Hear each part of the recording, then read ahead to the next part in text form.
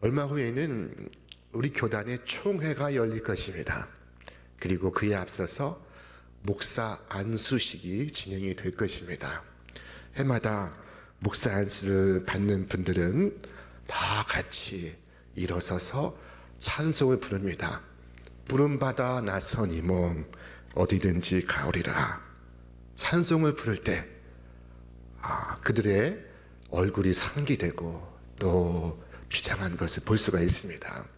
그들이 어떻게 그 자리에 이르렀든, 그것이 순경이었든 역경이었든 그들을 불러 하나님께서 함께 하시고자 하는 일이 있기 때문에 그들을 그 자리에 부르셨습니다. 자, 이 안수식을 행할 때 마지막 주어지는 말씀이 오늘 본문의 말씀입니다. 너희는 가서 성부, 성자, 성령의 이름으로 세례를 베풀고 거룩한 성례를 집례하라. 자, 우리 본문 말씀을 우리 다 같이 한번 봉독하겠습니다. 하늘과 땅의 모든 권세를 내게 주셨으니 그러므로 너희는 가서 모든 민족을 제자로 삼아 아버지와 아들과 성령의 이름으로 세례를 베풀고 내가 너희에게 분부한 모든 것을 가르쳐 지키게 하라. 볼지어다 내가 세상 끝날까지 너희와 항상 함께 있으리라. 아멘.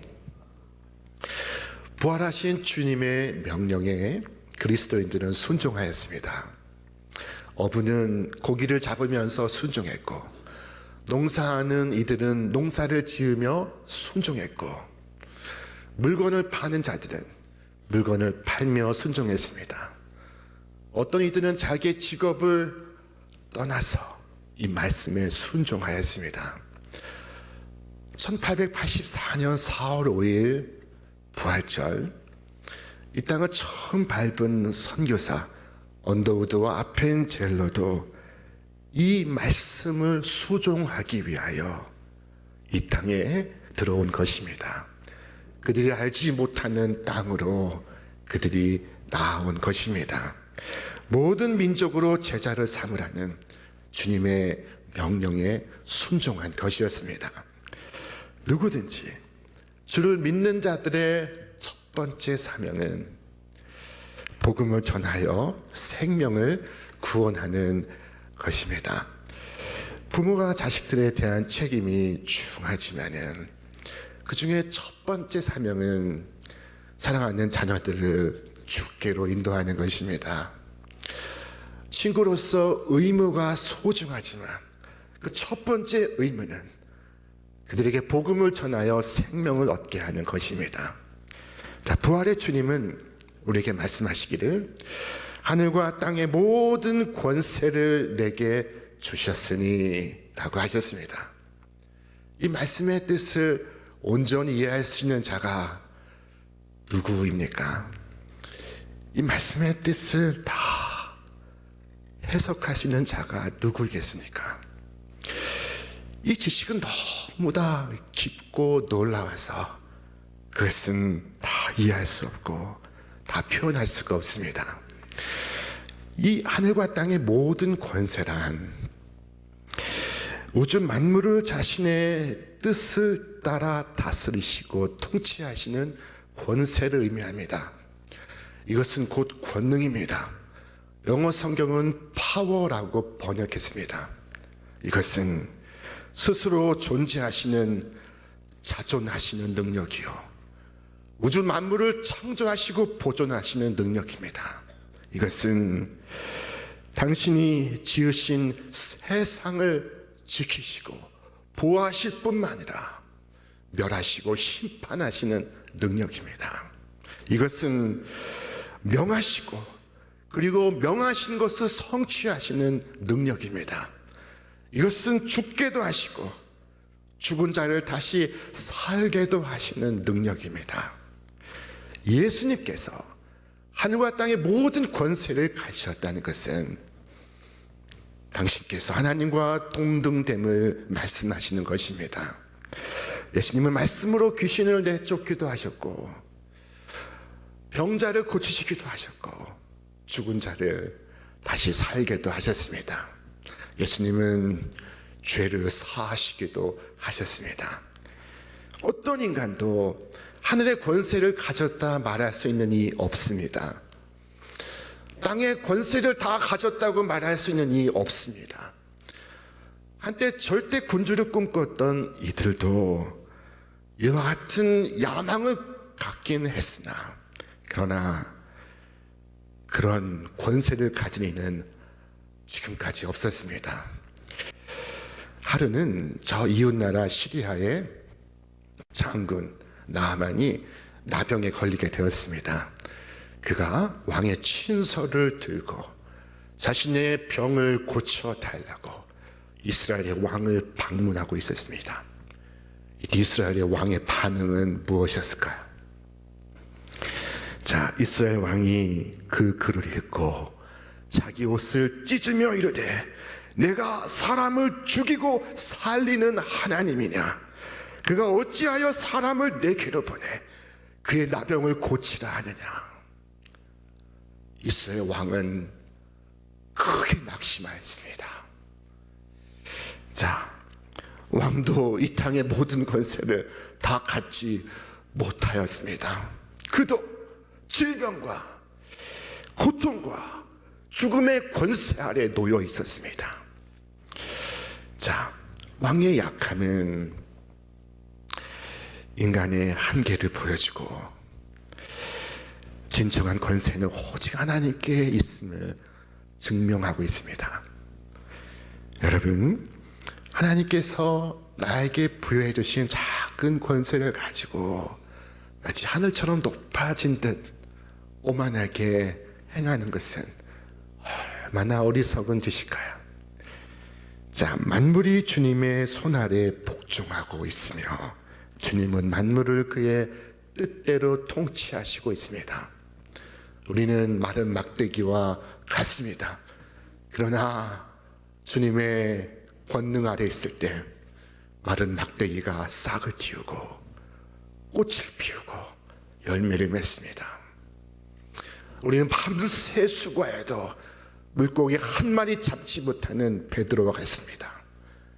그러나 주님의 권세 아래 있을 때 내 배에 더 이상 고기를 실을 수 없을 만큼 내 배를 채워주실 수 있는 능력이 주께 있습니다. 여러분, 주님이 여시면 닫을 자가 없고 주께서 닫으시면 열 자가 없습니다. 그러므로 여러분, 그 무엇으로도 절망하거나 두려워하지 않기를 바랍니다.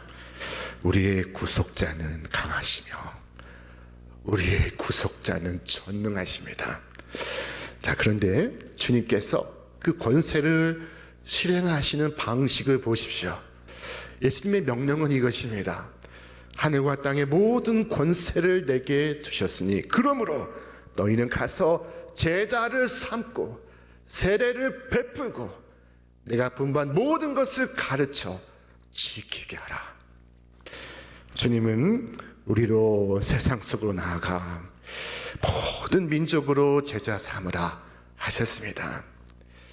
모든 민족은 모든 사람을 말하는 것입니다.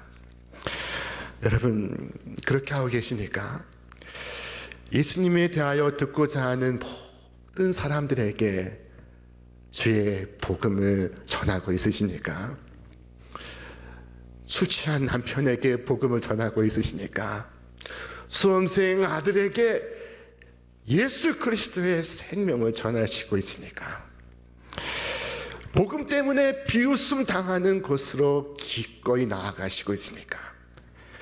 아직 친구의 만남에서 예수님에 대하여 입 벙긋도 못하신 것은 아닙니까? 혹시 자녀가 대학 갈 때까지, 아니 대학을 졸업하고 취직할 때까지, 아니 취직을 하고 결혼할 때까지 구주 예수님에 대해서 숨기시는 것은 아닙니까? 여러분, 이 땅에서 남아있는 것은 무엇을 위해서입니까? 여러분이 해야 할 일이 없다면 왜 의인이 이 죄악 세상에서 거하여야 하는 것입니까? 자, 주님은 우리에게 모든 것을 가르치라고 하셨습니다. 그것은 예수님의 신성과 인성, 예수님의 십자가와 부활, 그리고 승천과 다시 오심을 전하라는 것입니다. 어느 것 하나도 빠뜨려서는 안 됩니다. 어느 것 하나도 빠뜨리는 것은 마치 약사가 처방전에 약 하나를 빠뜨리는 것과 같습니다. 그것은 생명을 위험에 빠뜨릴 수 있는 치명적인 일입니다. 주님은 복음에 대하여 일체의 사사로운 수정과 가감과 첨삭을 금하시고 있습니다. 자, 그러나 안타깝게도 지난 역사를 보면 그와 같은 일들이 일어나고 있었습니다. 이단과 사이비의 교주들, 또 그를 따르는 이들은 성경의 말씀에 무엇인가를 넣고 무엇인가를 뺍니다. 자신들의 경을 만들고 원리를 추가하고 그리고 강론을 만듭니다. 그리고 기성교회는 없는 무엇인가가 자신들에게 있다고 주장하고 있습니다. 여러분, 성경의 내용을 빼고서 그 자리에 자신의 계시를 넣는 것은 여러분, 이것은 결코 있을 수가 없는 일입니다. 그러나 이 일을 그들만 할까요?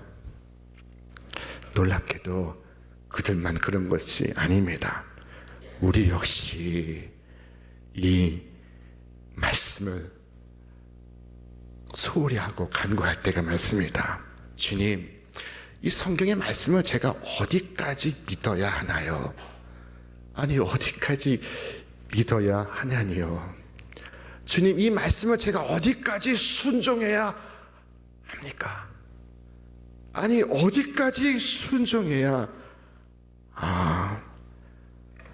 합니까? 여러분, 우리 내면에 이런 의심과 이런 불순종이 머리를 들 때 이 말씀을 기억하시길 바랍니다. 만일 누구든지 이것들 외에 더하면 하나님이 이 두루마리에 기록된 재앙들을 그에게 더하실 것이요, 만일 누구든지 이 두루마리의 예언의 말씀에서 제하여 버리면 하나님이 이 두루마리에 기록된 생명나무와 및 거룩한 성의 참여함을 제하여 버리시리라. 만일 우리가 이 복음의 이 날카로운 부분을 깎아낸다면 복음의 그 뾰족한 부분이 사라질 것입니다. 동성애도 깎아내고 세상의 정욕도 욕망도 옳다 말하고 진리를 듣기 좋게 편집하고 사람들의 입맛에 맞추어 은폐한다면 그것은 더 이상 진리가 아니에요. 그것은 더 이상 순종이 아니며 반역인 것입니다. 하루는 아브라함의 종이 저 메소포타미아로 주인 아브라함의 아들 이삭의 아내를 찾으라는 명을 받고 떠나게 되었습니다. 종은 주인에게 물었습니다. 종이 이르되 여자가 나를 따라 이 땅으로 오려고 하지 아니하거든 내가 주인의 아들을 주인이 나오신 땅으로 인도하여 돌아가리까? 여러분, 어떻게 할까요? 세상이 교회에 오지 않으면 교회가 이 거룩의 옷을 벗고 세상 속으로 내려가야 할까요? 그래서 사람들에게 회개하고 죄인들 가운데서 나오라고 말하지 않고 오히려 세상과 일치하고 연합하고 세상과 하나가 되어야겠지요. 여러분, 세상은 우리에게 불쾌한 진리의 모서리를 깎아내라고 말합니다. 인간의 타락도 멸망도 전하지 말라고 합니다. 두려운 죄인의 심판도 말하지 말라고 합니다. 죄를 미워하지 않아도 되는 회개 없는 은혜와 축복을 말하라고 합니다. 성경 속에 오류가 있다고 인정하라고 합니다. 주께서 부활하사 하늘에 오르시고 그리고 다시 세상을 심판하시기 위하여 오시려는 것을 믿지 말라고 합니다. 왜냐하면 시대가 변화했기 때문이라고 합니다. 그러므로 지나치게 믿지 말라고 말합니다. 그 결과 어떤 일이 벌어지게 될까요? 회개는 더 이상 중요하지 않게 되고 죄를 애통하고 슬퍼하는 마음이 사라지고 그리고 허탄한 세상 이야기가 사람들의 정신을 지배하고 영적인 신앙이 멸시를 받고 그리고 세속의 정신이 권좌를 차지하게 될 것입니다. 여러분, 그때 아브라함은 종에게 엄히 말했습니다. 맹세를 시켜 말했습니다.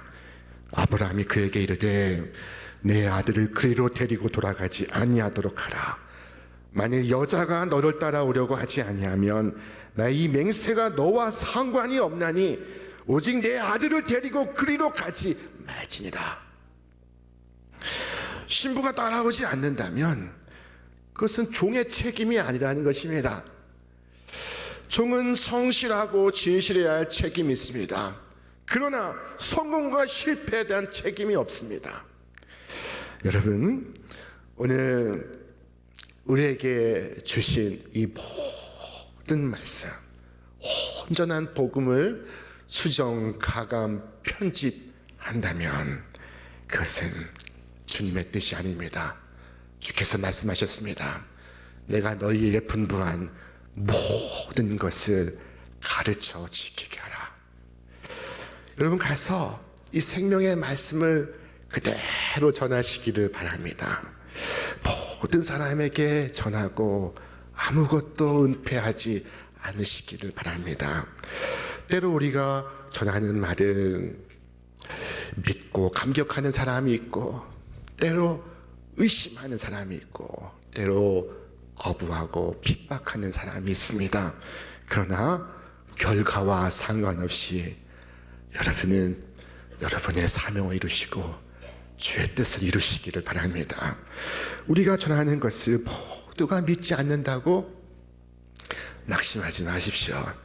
자, 증인은 단지 자신이 해야 할 일을 하는 것뿐입니다. 농부가 일꾼과 계약을 할 때 그 수확에 비례하여 대가를 지불하지 않습니다. 농부가 일꾼과 계약할 때 그 계약한 대로 약속한 대로 일꾼에게 지불할 뿐입니다. 그와 마찬가지로 우리가 성공적인 사역을 하였다 할지라도 여러분 그것을 자랑할 수 없고 그것 때문에 더 많은 상급을 요구할 수가 없습니다. 또한 내가 복음을 열심히 전했으나 그것이 실패했을지라도 나의 상급은 사라지지 아니하며 나를 향한 주님의 칭찬은 그치지 않습니다. 왜냐하면 주님께서 내 실패를 내 탓으로 돌리지 아니하시기 때문입니다. 우리는 다만 우리를 부르신 자리에서 성실하고 진실하게 우리의 소임을 다할 뿐입니다. 이것이 그리스도인의 모습입니다. 여러분, 가정에서든 직장에서든 무엇을 한다고 누구를 섬긴다고 그것을 알아주느니 알아주지 않느니 여러분 따지지 않기를 바랍니다. 그 효과가 있느니 없느니 묻지 않으시기를 바랍니다. 우리는 다만 주께서 맡기신데 헌신하고 있는 것입니다. 베드로와 요한은 갈릴리의 어부들이었습니다. 배움이 없는 보통의 사람들이었습니다. 그러나 그들의 연약함으로 인하여 그들의 능력은 하나님에게서 왔고 그들의 사역은 하나님의 작품임을 고백하지 않을 수가 없었습니다. 여러분, 우리는 다 보잘것없는 사람들입니다. 그렇지 않습니까? 그러나 주님께서 우리에게 약속하셨습니다. 볼지어다 내가 세상 끝날까지 너희와 항상 함께 있으리라. 우리가 이 말씀에 눈을 뜰 수 있다면 우리의 삶은 완전히 변화될 것입니다. 우리의 불안과 두려움과 공포와 염려는 사라지게 될 것입니다. 우리가 이 진리의 말씀에 눈을 뜰 수 있다면 마치 예수님을 처음 믿는 것처럼 우리의 삶은 완전히 변화될 것입니다. 여러분, 예수님이 나와 함께 계신다는 사실에 눈을 뜨는 그 순간 내 영혼의 모든 나병은, 내 영혼의 모든 중풍은, 내 영혼의 눈먼과 귀가 멀음은 사라지게 될 것입니다. 자, 이제 여러분에게 질문하고자 합니다. 여러분, 세상에 나가 복음을 전하라 하신 사명에 여러분은 몇 % 순종하고 있습니까? 우리는 이 목적을 위하여 보냄을 받았습니다. 우리 가정으로 일터로 파송을 받았습니다. 세상 속으로 보내짐을 받았습니다. 우리가 이 복음을 받은 것은 세상에 전하는 전달자가 되라고 보내진 것입니다. 자, 그렇다면 이 복음을 나누기 위하여 여러분은 무엇을 하고 계십니까? 자, 예수님의 십자가의 그 구속의 은총에 대하여 여러분 무엇을 나누고 전하고 있습니까? 어떤 분은 말씀합니다. 목사님, 교회가 다 하고 있지 않습니까? 여러분, 저는 여러분 자신에 대해서 말하고 있는 것입니다. 예수님께서 누군가를 대리인을 보내셔서 대신 십자가에 죽게 하셨습니까? 예수님께서 자신의 십자가를 지시지 않으셨습니까? 여러분은 어떤 십자가를 지금 어떻게 지고 계십니까? 여러분 자신은 복음을 위하여 무엇을 행하고 있으십니까? 자, 누군가는 말합니다. 목사님, 그렇다고 제가 선교사가 될 수는 없지 않습니까? 여러분, 우리가 저 바다 건너 복음을 전하지 못할지라도 내 식탁에 둘러앉은 몇 사람에게, 단 2사람에게 주의 복음을 나눌 수가 있습니다. 내가 이 수백 명의 군중 앞에서 설교하는 설교자가 될지 못할지라도 일터에서 335 모여 주의 말씀을 나눌 수는 있습니다. 여러분이 계신 자리에서 하나님의 부르심의 섭리를 따라서 여러분은 지금 일하고 계십니까? 여러분이 선교사로 나갈 수 없다면 최소한 선교사로 나가신 분을 후원하고 있으십니까? 여러분, 오늘 주께서 맡기신 이 사명을 위해 내가 무엇을 할 수 있을지를 깊이 살펴보시기를 바랍니다.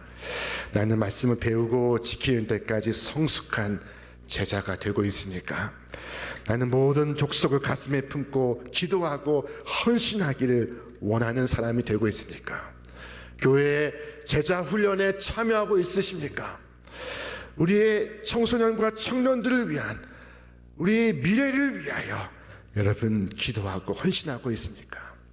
교회의 선교 사역에 참여하고 있으십니까? 여러분, 하늘과 땅의 모든 권세를 가지신 주님께서 세상 끝날까지 여러분과 항상 함께 하시기를 주님의 이름으로 축원합니다. 축원합니다.